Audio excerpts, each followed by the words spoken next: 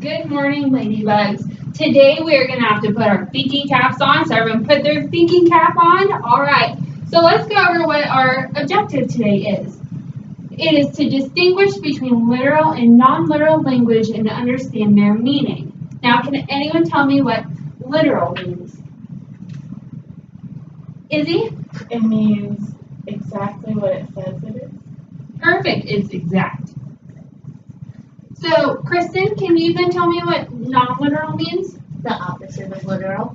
Perfect. So we can split this word up, and we know that non can also mean not. So then that would be not literal. So non-literal would mean not exact. So the words do not mean exactly what they're saying. Perfect. So we are going to read a couple pages out of a couple books that give us examples of these two types of language, okay? And we're going to, or I'm going to read the title of the books to you, and we're going to infer what kind of language we think is going to be in that book. Okay. What does infer mean? Infer means to guess or estimate, to kind of take that knowledge in new context. So when you look at the words and kind of guess what's going to be in there. Do we understand that? Yes. Okay. So this is, my dog is as smelly as dirty socks. Now what kind of language do we think this is? Do we think that literally the dog is as smelly as sticky socks? No? What if he was laying in a pile of socks? Well, that, he could. It is a possibility. But in this book, it's going to be more non-literal language. Okay, and then our other book is Literal Lily. Now, which one do we think this is? Literal. Literal, good job. Okay, so we are going to start with Literal Lily.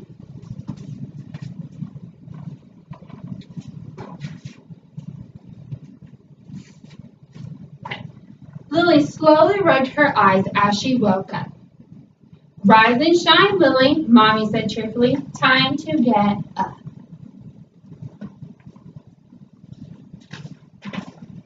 Lily hopped out of bed, thinking hard about her mother's words. Well, I have the rise part down. Now about the shine. Lily opened her closet and pulled out her bin of dress-up clothes. I think all of these things shine, Lily said as she looked at herself in the mirror.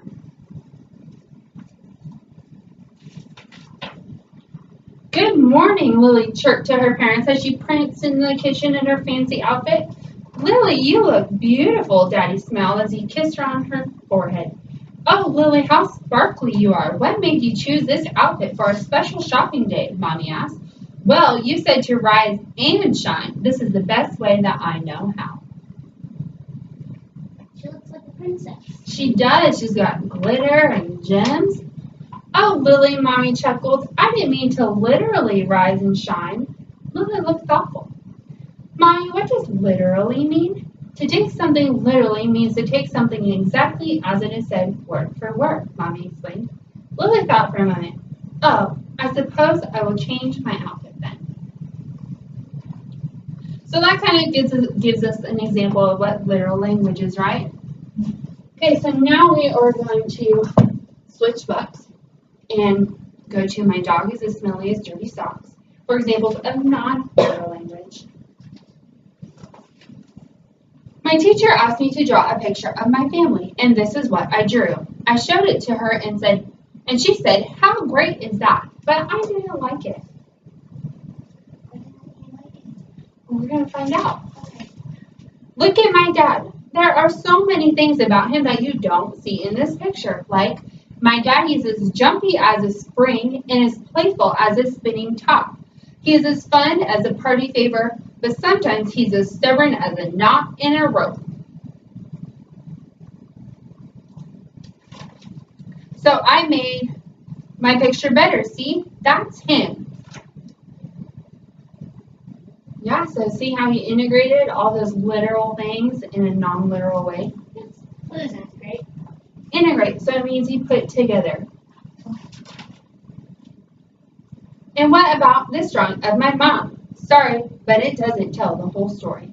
My mom is as soft as the softest fluff and as bright as the brightest light. She is tasty as the crunchiest cookie No tastier. She is as delicious as a croissant. Oh, do we like croissants? A donut? I don't think I've ever had one. What? It's like a French donut. Kind of more biscuit-like. Yeah, it's so good. That's my yummy mommy.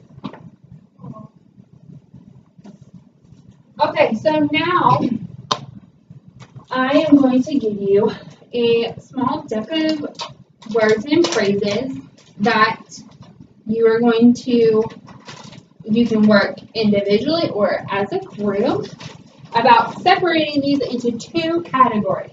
And what two categories do you think we're going to separate them into? Yes, Kristen? Literal.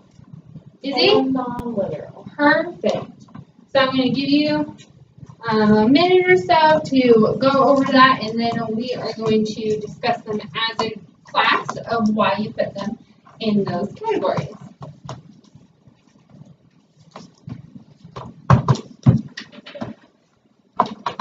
Do we have the same ones?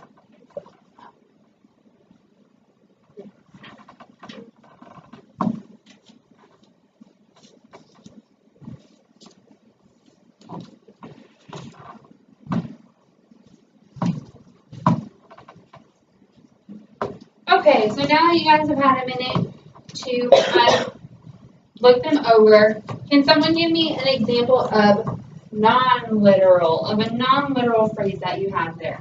Yes, Kristen? I'm hanging on by a thread. Perfect. And why is that a non-literal phrase? Well, because people are too big and they would break the thread. So what do you think that means, I'm hanging on by a thread, if it's not literal? Maybe, I don't know. You don't know? Okay, so we can kind of break it down. So I'm hanging on by a thread. That kind of means to me that they're kind of on their last bit of energy, maybe. So they really need a nap. They might really need a nap. Izzy, can you give me an example of a literal phrase that we have there? Great fourth grade behavior. Great fourth grade behavior. And why do we think that's a literal statement? Because we are actually doing a great job as a fourth grade class. Perfect. Well, that's okay, because this doesn't have to apply to us. It's just a phrase. It's just a statement. Okay. So we could change that to third, because you guys are having great behavior. You're welcome. Okay, so now I'm going to ask you a couple, and I'm just going to ask you if it's going to be literal and non-literal, okay? So if I said, she spilled the beans, what do we think that is? That could be both. It could be both, and that's sometimes why literal and non-literal language is so hard to distinguish. So how can it be literal? I could actually just spill beans. You could. I've done it before. I have to. Cooking is difficult. Okay, and then how do we think it could be non-literal? What could it mean? I've heard my mom say it when somebody told a secret. Yeah, so it could be like when some information leaked out that shouldn't have. That's a very good example. And what about it's raining cats and dogs outside? What do we think that is? Yeah, we don't ever see cats and dogs. Okay. Oh. Well, then we would just have to adopt them all, huh? Yeah. Okay, you guys, this is such a great job.